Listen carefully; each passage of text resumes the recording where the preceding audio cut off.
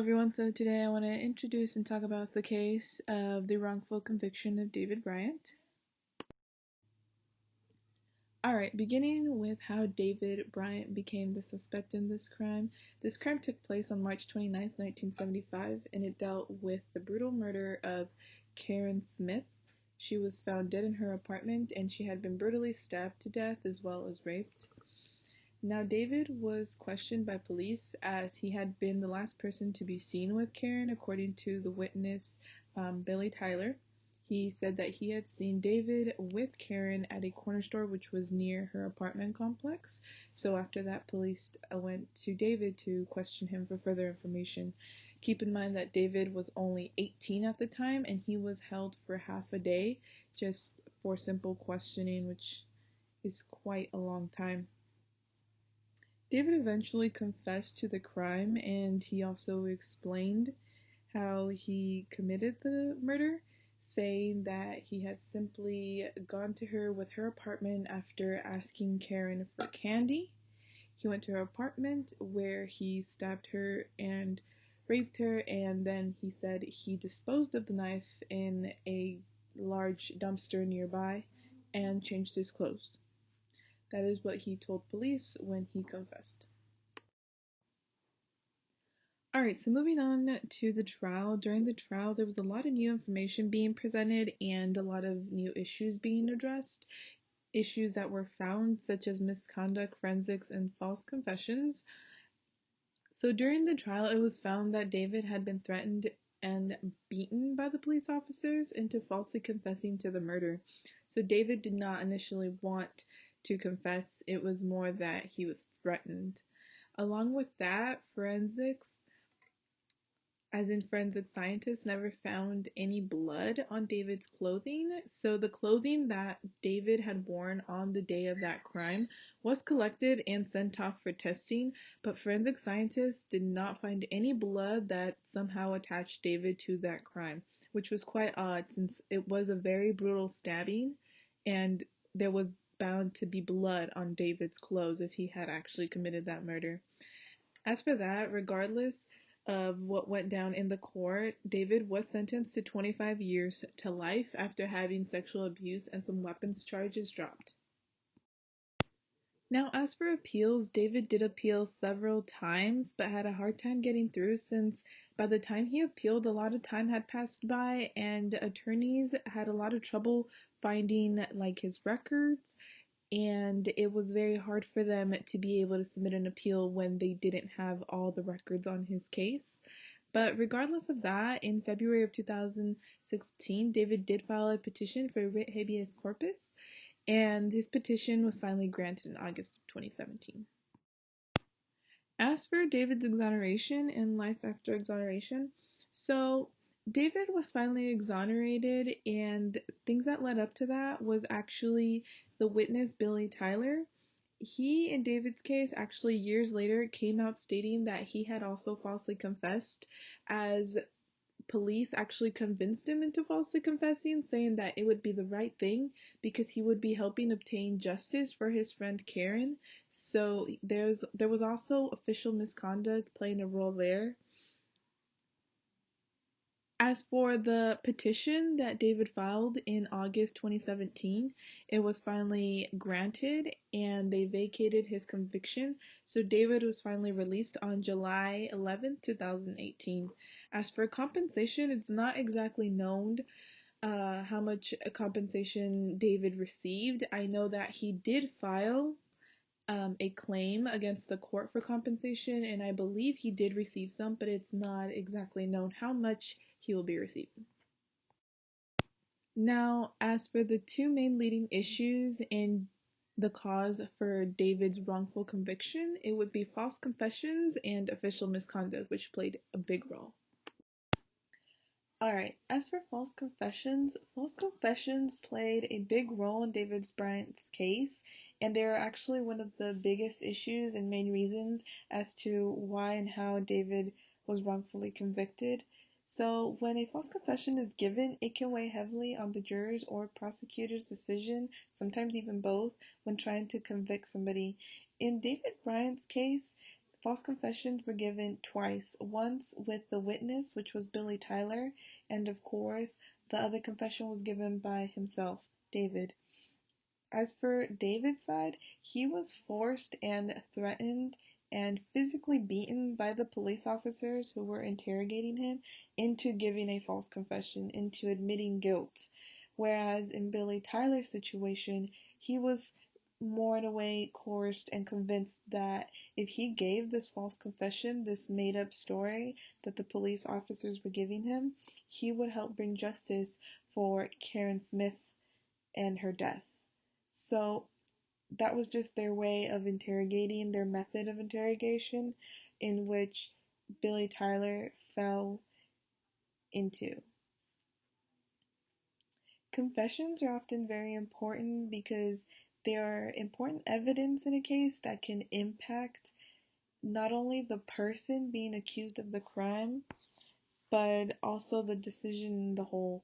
So, for example, David Bryant was affected during the trial, but that also affected him down the road when trying to appeal because of the fact that when he confessed, he admitted guilt to this crime, which can affect the appeal process when trying to move forward with that in the future. Alright, now moving on to what research has showed us on false confessions. So, after extensive research, I have found that false confessions are actually categorized into two different types. The first one being stress-compliant false confessions, and the second one being coerced compliant false confessions. So beginning with stress-compliant false confessions, this is more of when the person is trying to escape their situation or experience as it has become overwhelmingly stressful due to interrogation having gone beyond legal boundaries, now feeling more like a punishment rather than interrogation. The second one, coerced compliant false confessions, is where it can feel more like a response to the technique or method being used during interrogation, often pushing also legal boundaries and involving psychological methods of interrogation, and this can also include threats, promises in order to receive a false confession. So for example, we very much see number two, which was coerced compliant false confessions in David's case, as David was physically beaten, not only threatened, but he was physically beaten into falsely confessing, into giving a false confession in order for the prosecutors to really find him guilty. We also see this when we get the information on witness Billy Tyler and his confession that he gave. So in his case, this can also be seen as he was more psychologically convinced that he was doing the right thing, even though the police or the interrogators were the ones giving him the false confession, telling him, give this story to us. He was more convinced that he was doing the right thing and was going to put David behind bars because he was trying to bring justice for Karen's death.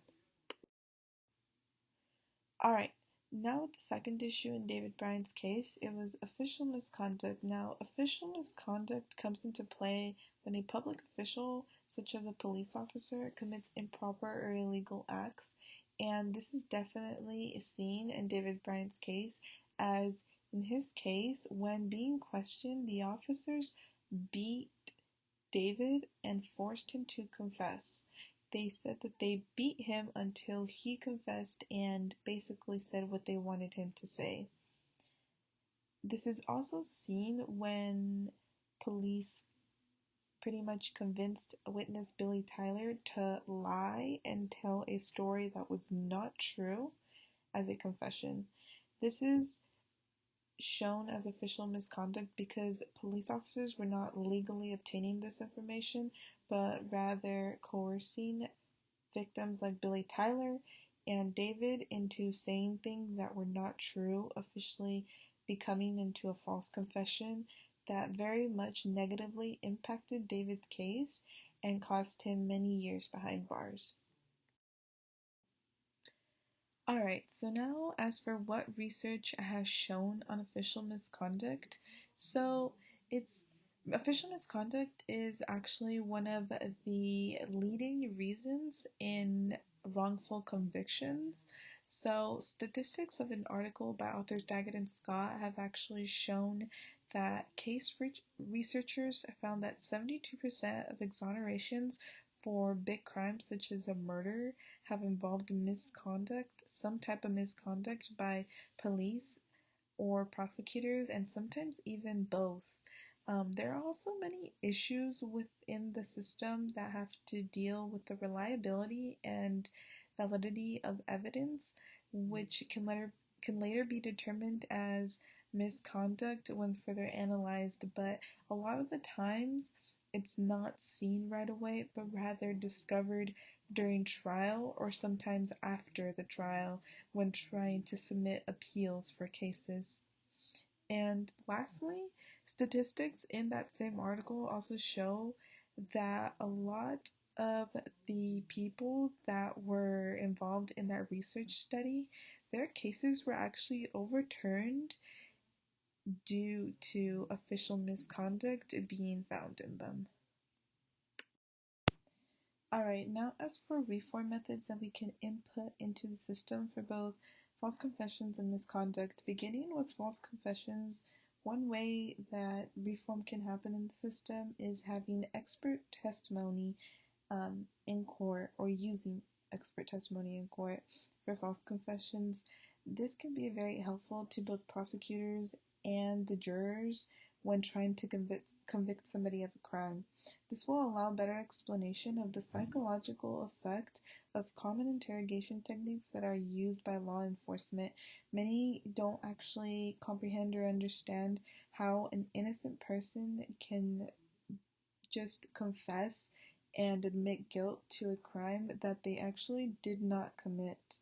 A lot of the times it's the techniques and methods used and not really the person being guilty, but it's the methods convincing them that they feel guilty, or like in David's case, using threat and force to be able to provide a confession. As for a reform method of official misconduct that can happen is requiring the reversal of convictions if serious misconduct is proven to be found in a case. So this means that if the um, person being accused can have strong evidence and prove that there was some serious type of misconduct in their case that led them to be wrongfully convicted, they should be able to get a reversal of a conviction, which this would be very helpful, for example, in some of our exonerees cases where they had strong evidence representing them and backing their case up.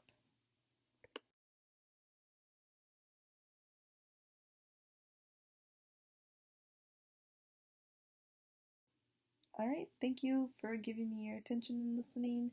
These are my references, as you can see, and I hope that you guys found this information useful and helpful to you.